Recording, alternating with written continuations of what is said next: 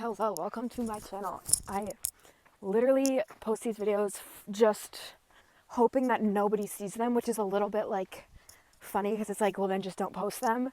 But at the same time, there's like a slight part of me hoping that like I'll build some sort of niche like community. And then again, like if I'm just talking to a blank wall, at least I have like the prospects of like, oh, somebody out there gets me. Because I noticed that I think I'm going to just like talk and do random things. I think that's just what I'm going to do. And talk about things like related to my worldview.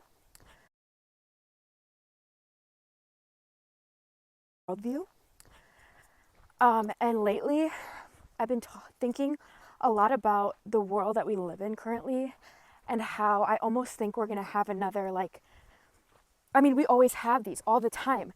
People are demanding world peace, and yet we never seem to get closer to it. And there's so many, it seems like a consensus that humanity can agree on that we all want peace, yet all it takes is a couple selfish losers to to like ruin that for everybody because they're narcissistic and we put really terrible people in power. But not to get political, I am filming this on the 4th of July. I will say that America is an extremely lucky country compared to a lot of other countries. But I think if we truly care about our country, we should not only care about our country and improving our country, but also, you know, being welcoming to other people in other countries. But that's enough for me today. I've also noticed that, like, and I don't know if it takes falling in love to come to this consensus or this conclusion, but I've noticed that there's so many things about, you know, love is the law and we just need to love each other. And, you know, like just living by the law of love. But what's ironic about that is I feel like people spend their whole time, so much of their life, not knowing what love is and just trying to figure out what love is in the first place. Because a lot of people, whether they realize it or not, they take people in their life for granted.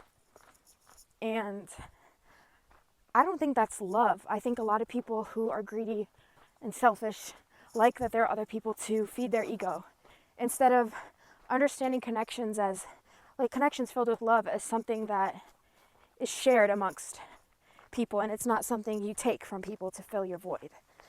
Which is why I think there's a lot of cliches that say, you know, love yourself before you can love anyone else. Which is funny because at what point do you love yourself? You know, I mean, everyone has those days where they don't feel the best about themselves. And a lot of times you could think, well, maybe I'm not at that place. And for me personally, I preach this so hard of like not using other people to fill in the void and not trying to always search for love, because I think searching gets in the way of truly finding the love that is meant for you. If you're constantly searching for things or people or whatever it is to fill the void. And by fill the void, I mean you're using them until it gets hard. And this is no shade. This happens all the time in the world. But then again, you have to somewhat empathize with people because love is an exchange. There is an element of give and take. There's an element of sacrifice. There's, you know, I bet a lot of old people come to the end of their life and they think, was I ever really in love?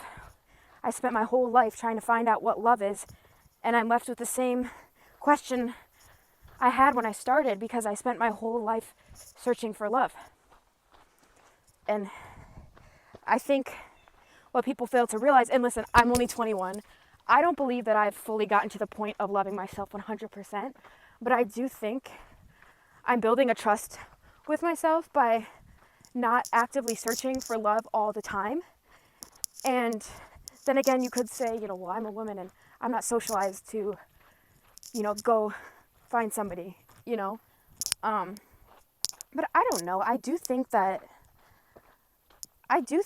when I like somebody or I feel like an attraction towards somebody, I don't know. Because my friends would say I don't do anything about it. I just act crazy. But I think if there's something that you feel genuinely drawn to, you should go and get it. And that goes for men and women. And I think in order to really be in tune with yourself and what you're drawn to, you have to work on yourself. And by work on yourself, I mean not using other people to fill the void and not getting so attached to people within your life. And listen, I'm saying this as somebody who is a victim, okay? I am being a tiny bit of a hypocrite. But I've been working on it. And I've spent the past year not doing anything. Like I've found love in multiple ways other than just another person. I think another thing too is love exists in so many things around us. And I feel like if you're constantly narrowing your mind to thinking that love is only possible if you check off certain boxes on a checklist, that's not true. Love is a feeling. It's not an outcome. And I think you can find love in so many things. I'm really scared about this angle because I'm saying a lot of stuff that I want to say, but I don't know if my face is in it because I'm doing a 0.5 on my iPhone. Okay, I'm good. I'm also headed to the park and it's full of dandelions. And I didn't think they were dandelions at first because they were so small, but they're like mini dandelions. And they have like the did you still call it a dandelion when it like you can make a wish with it? I feel like that's like I don't know. I feel like there should be a different name for that. Because that's my favorite part, is when all the dandelions, like, turn into, like, little puffballs. Anyway, except this is what happened to the dandelions. And look, some of them have gotten really small. Oh, see, they're so delicate. That was so cute. I feel like so performative right now, but fuck that. Fuck that. Anyways, I also took like a little bit of an edible, and I think I'm just like really happy to be with just like all these dying dandelions. They're just shriveled up. I'm so lucky to be here right now.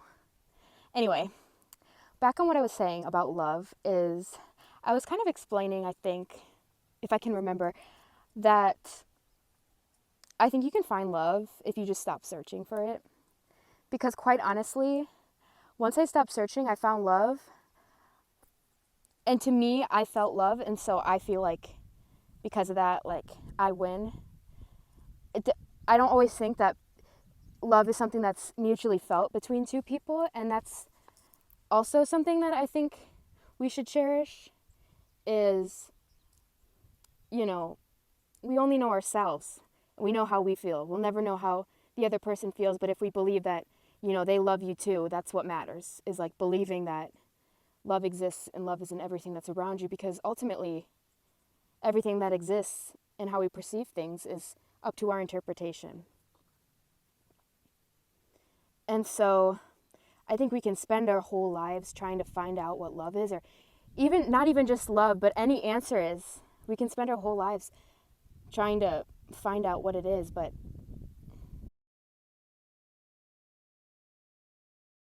always perceive life as what it can give you. I think you could perceive the world as what you can give it, because our planet will exist and our country and our family will exist longer than we do. Instead of thinking what can the world offer me, it's what can we offer the world.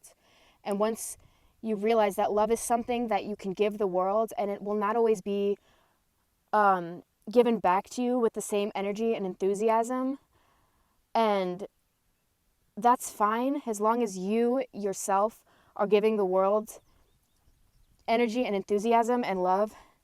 It doesn't matter what comes back to you, and it will come back to you in ways that you don't always think are an eye for an eye, a tooth for a tooth. It's going to come back to you in different ways. And sometimes when it doesn't come back to you in the way that you expected it, you start to understand that your mindset was flawed somewhat in the beginning for expecting love to come back to you when you gave so much of it away.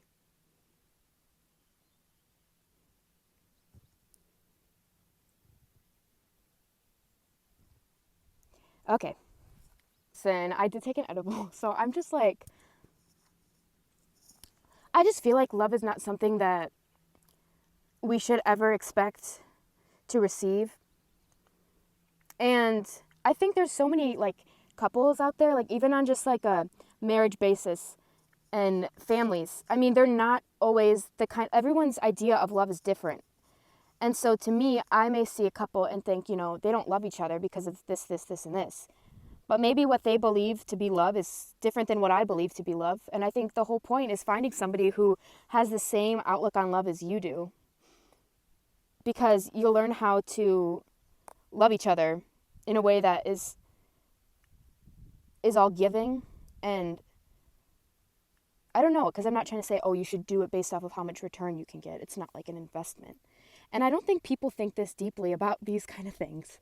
So that's another thing too. I don't think some people have the capacity to love, and not even just love, any emotion, the capacity to feel blank as much as everyone else around them. And I think love is a part of that. Passion is a part of that. They all kind of go hand in hand. I mean, some people have just go through their life and they play it on easy mode. Some people, they go through a really, really hard life and they learn to become, they don't believe things. They don't have the same optimism that they had when, things were good.